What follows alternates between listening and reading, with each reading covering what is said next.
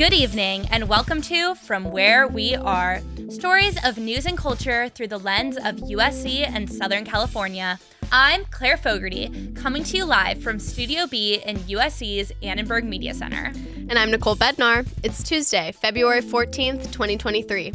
Love is in the air. Happy Valentine's Day! On today's show, how ChatGPT is changing the classroom, last-minute spring break ideas, the city of LA officially declares today as Charlotta Bass Day, and a conversation with award-winning investigative journalist Narda Zakino. All that and more from Where We Are. But first, these news headlines. Our hearts are with the students and the families of Michigan State University. Michigan State University is reeling from a mass shooting on campus yesterday night. 3 students were killed and 5 injured after the shooter opened fire in an academic building and student union building. The victims are students Alexandria Werner, Brian Fraser, and Ariel Diamond. The shooting suspect was found dead off campus from a self-inflicted gunshot wound. His motive is still unclear. MSU has moved into modified operations and canceled all classes until next Monday. One of our reporters interviewed MSU student Graham Dietrich, who hopes the students' calls for change don't go ignored this time. In the meantime, the Lansing community is taking to social media with the hashtag #SpartanStrong. Nikki Haley, the former South Carolina governor, has announced her run for the 2024 presidential bid. Haley was also the U.S. ambassador to the United Nations under former President Trump. She is the first major Republican challenger to Donald Trump and the first woman of color to run for the Republican nomination. It's the second to last day of New York Fashion Week, and there have been plenty of sightings of celebrities. Emily Ratajkowski closed out Simcai's show, Lindsay Lohan's siblings took to the runway for Christian Siriano, and White Lotus actor John Grise walked for Eckhouse Lotta. But what really stole the show this year is influencer street style. Staged, candid photos of influencers walking from show to show have been clogging our feeds all week. Love is in the air. And in cheeseburgers at McDonald's this Valentine's Day. The fast food chain launched a special meal meant for two, backed by on and offset again couple Cardi B and Offset. The limited time meal features a cheeseburger with barbecue sauce and a large Coke, Cardi B's pick, a quarter pounder with cheese and a large high C, Offset's pick, and a large fries and apple pie. The United States National Labor Relations Board is holding an election starting tomorrow. They'll be voting on the unionization of USC graduate student workers in teaching-related jobs. The election will take place over the course of 2 days at University Park Campus, Health Sciences Campus, and Buck Institute. If passed, student workers will be represented by the Graduate Student Workers Organizing Committee, UAW, the same union that organized the largest academic strike in U.S. history at UC campuses. And those are some of today's headlines.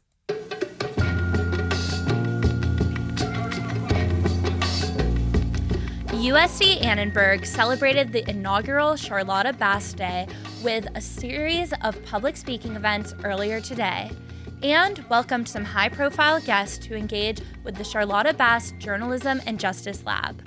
Anthony Klingerman has the story. Charlotta Bass was the first African-American woman to own and operate her own newspaper in the United States and ran for vice presidential candidacy years before Kamala Harris would see election. Her contributions to social progress are now being celebrated with the very first Charlotta Bass Day. Los Angeles City Council member Kieran D. Price delivered the formal declaration at Annenberg Hall and spoke with Annenberg Radio about the significance of Bass's accomplishments. Well, the issues that she fought so hard for decades ago are still relevant today. Issues about equity, about fairness, about opportunity. Those are the things she was fighting for all citizens. Certainly she had a focus on African Americans, but they were not the only ones she was focused on. And today we're confronted with many of these same issues and problems. And so I think it's important that we recognize her as a real trailblazer, as a pioneer, as a shero. Price also discussed the importance of the new Charlotta Bass Journalism and Justice Lab at USC Annenberg and the need to build upon Bass's legacy. It's a way to use these tools in a way that shows how we can be creative, we can be inventive, and we can be persistent. The goals that she fought for, I think, are still important, and the interpretation that young people have of how to achieve the results, I think are going to be very exciting. And so we want to encourage our young people to do all they can. Reporting for Annenberg Media, I'm Anthony Klingerman.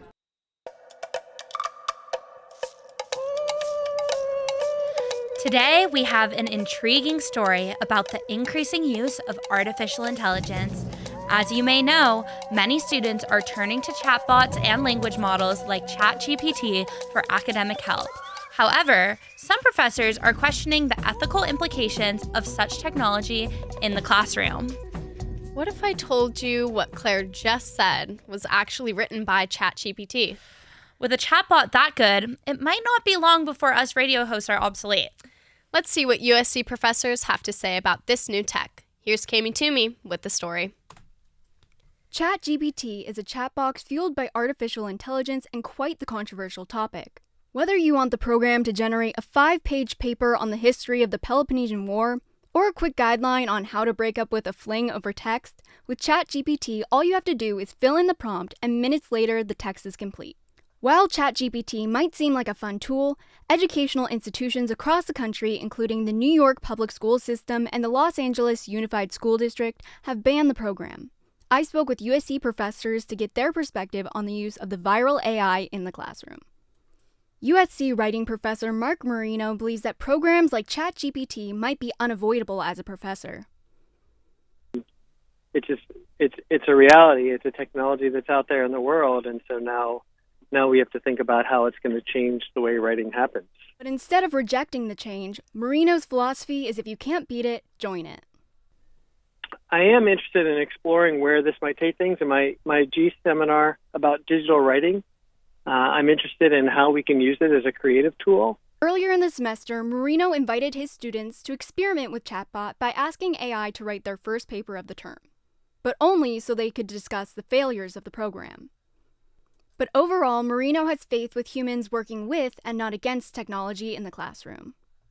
It is also, I think, worth taking a deep breath and being confident in humans' ability to find ways to engage technology creatively and critically, and to take that engagement to come up with new things, new kinds of knowledge, new kinds of writing, and ones that I think we have not yet dreamt of. Jonathan May, a research associate in the computer science department at USC, closely followed the rollout of chatbot programs. He explained that as of right now, AI is not a substitute for authentic student work.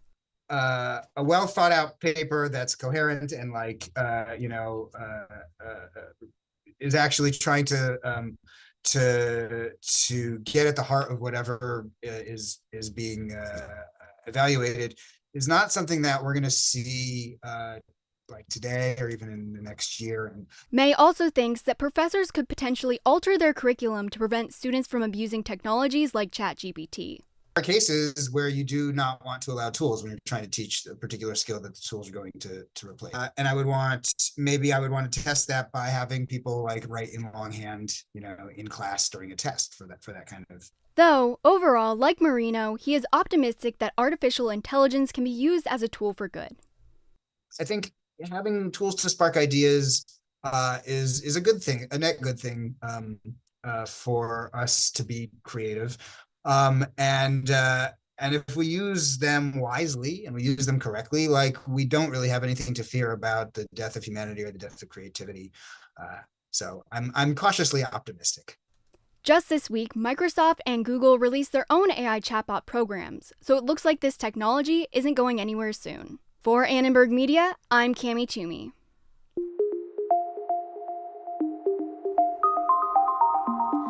I'm Claire Fogarty. We're glad you're with us for From Where We Are. And I'm Nicole Bednar. It's 9 minutes past the hour.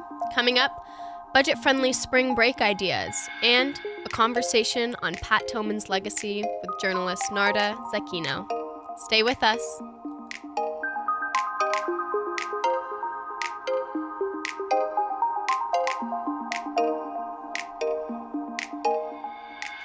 It's only 26 days till spring break. From cities to mountains to sunny beaches, USC students are planning out this vacation in full swing. Janie Zhang has the story. Winter doldrums got you down? Good news, spring break is approaching sooner than you think. With only several weeks left, USC students have already come up with all kinds of getaways. Let's first hear what they plan to do over the break. Spending this one-week vacation back home is definitely the plan for many students. Colonel Rowley, a junior accounting major, is going back home and revisiting all the familiar places. So I'm from Houston, Texas, so I'll be flying back there for the whole week. Honestly, I try to maximize my time at home, but also I have my car there, so I'll probably go to all my favorite cafes and just drive around because I don't have my car here, so I miss it. Since a lot of college kids are busy with internships or jobs, they might just stay local. Junior human bio major Jordan Williams is making the most of her break, working while also taking time off with friends. I have a job here, so I'm just going to be in LA, and I think a few of my friends are staying around, so we might hang out. I like Manhattan Beach a lot because they have a lot of cute cafes, and like Santa Monica and Culver City too, so we might go to there. In case you haven't come up with a plan yet, here are 3 destinations near Los Angeles that are worth exploring. What's more, totally budget-friendly. If you're considering somewhere near, Orange County is the right place for adventure and exploration. Just 40 minutes away from LA by car or by train, it is a line of beautiful beaches. You can join watching trips to see the numerous species of whales around the area at Newport Beach, take a walk on the pier along Huntington Beach, or catch an enchanting California sunset at Laguna Beach. The Orange County Museum of Art is also worth paying a visit to. 2 new shows will open in February, so take the chance to check them out. Spring is one of the best times in California because of the mild and sunny weather. Enjoy nature at Bomber Canyon. It is just 40 miles away from downtown. Refresh yourself by going on a great and easy 2-hour hike. Aside from hiking, trails are also available for mountain biking and horseback riding. Outdoor enthusiasts can always find pleasure in strolling past oak and sycamore groves. Already feeling the heat, then a trip to Mammoth Mountain would be a great escape. The drive time is approximately 5 hours from Los Angeles. This ski resort has a wide range of tracks to offer, from steep chutes to wide open bowls. You can find abundant beginner-friendly lifts as well as challenging expert trails here. The Mammoth Pass is an affordable price of $73. No matter how they're spending their time off, students are counting down the days until March 12th, the start of spring break for USC. For Annenberg Media, I am Janie Zhang.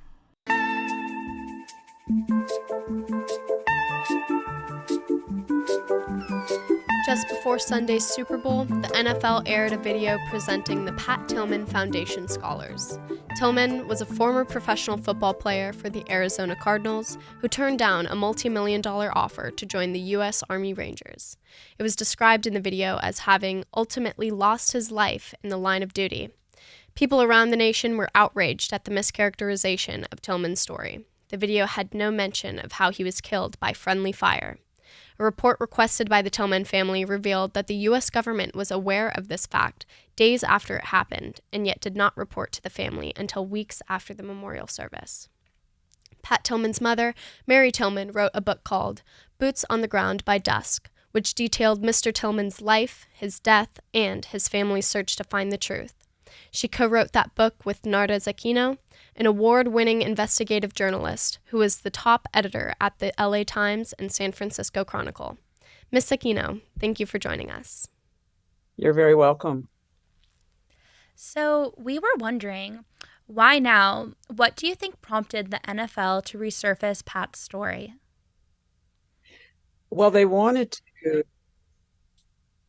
have a tribute to the Tillman Scholars and his foundation, the Pat Tillman Foundation.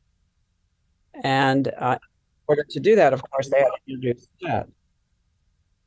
So they did say he lost his life in the line of duty, which is true, but he was killed. It wasn't killed in friendly fire. It wasn't as you might expect when when they put it that way. So some people were very upset that they didn't say that he was killed in friendly fire. And I understand that. I also understand that they wanted to honor him through his foundation and give it some publicity. And of course, Pat played for the Arizona Cardinals. He was safety. He was an outstanding. Varda, not to interrupt you, but we're having like a little difficulty Me too. with the connection. So our producers are going to ask you to call in using a phone number. But good. Okay. Perfect. Thanks. I'm getting an echo. So our producers are going to call you.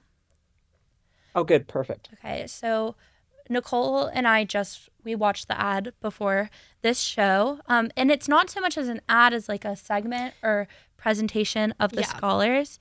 And when we were researching it, it is kind of hard to tell like who was behind it. Exactly. Both his foundation and the NFL. But one thing is it did come off very pro military service. Definitely. Yeah. When after we researched, we weren't so sure that that's what Tillman's legacy what he would have wanted it to be. And that's one of the reasons we wanted to have this conversation on air. Yeah, definitely. Great. Okay. And we're patching her back in. Yep. We're back with We're her? good? Okay, so Okay, perfect. picking up where we left off, I think Nicole has a question. Yes. So what should listeners know about the circumstances of Tillman's death? Well, I think they should know the truth, which is that Pat Tillman was killed, in friendly fire. He was killed by American soldiers. When he died, the whole world, when he enlisted after 9/11 and gave up his football career, people were shocked at that, and he was something of a hero. And the military was, they wanted to put him in Washington, D.C. to be a recruiter. That's how the Army wanted to use him. And that's not why he enlisted. He enlisted to, try to get Osama bin Laden. And he, so he did. He did go, first they went into Iraq. His brother, who was Kevin Tillman, who was a professional baseball player, they enlisted. They went first to Iraq, and then they went to Afghanistan.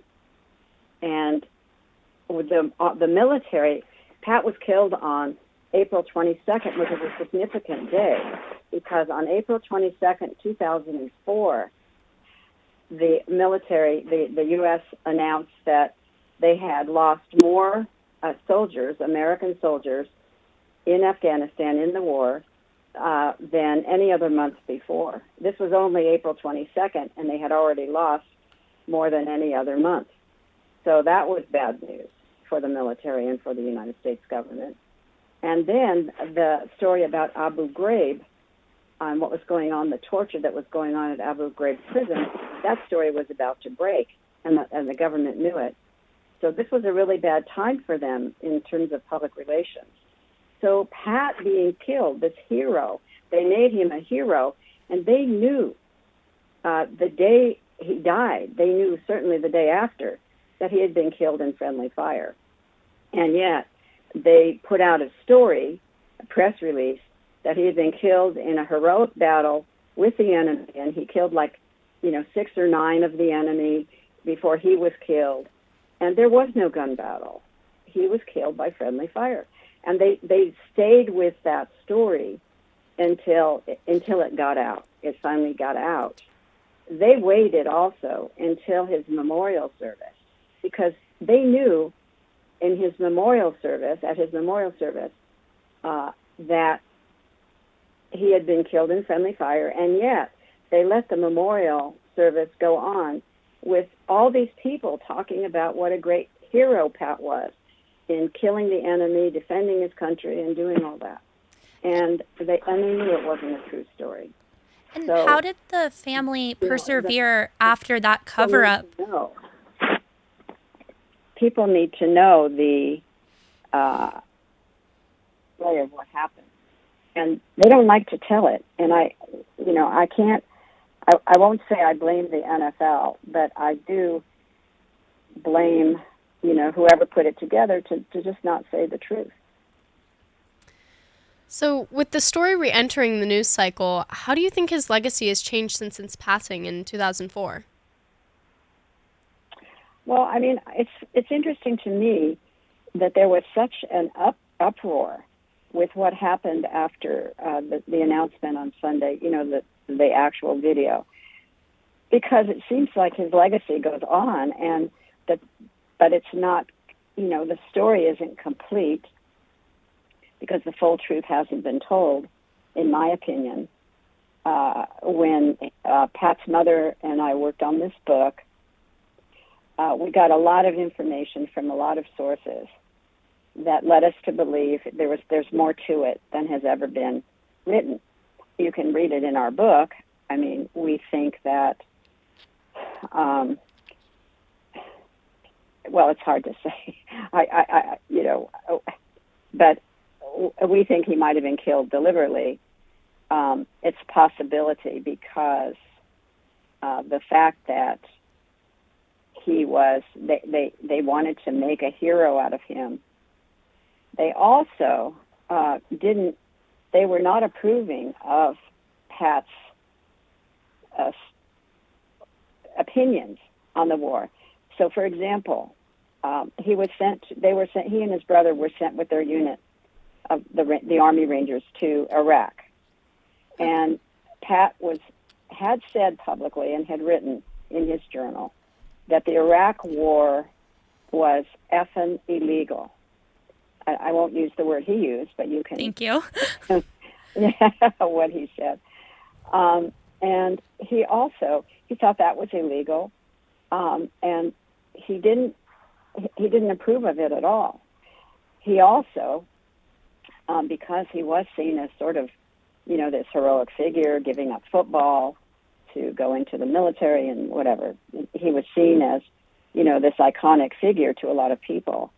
And the government wanted to keep it that way. They wanted to make Pat look like, he was this heroic person. And he also talked about maybe running for office when he got when he got out of the military, running for office in Arizona. And okay, I think that might have. I think we're out of time. Go ahead. But that's a lot of information that I don't think was shared in that video that we saw before the Super Bowl. And it seems that Pat was a hero, but just not the hero they wanted him to be. Thank you so much for joining us today and illuminating this story. Okay. And we hope you have a good rest of your evening. Okay, you too. Thank you. Thank you.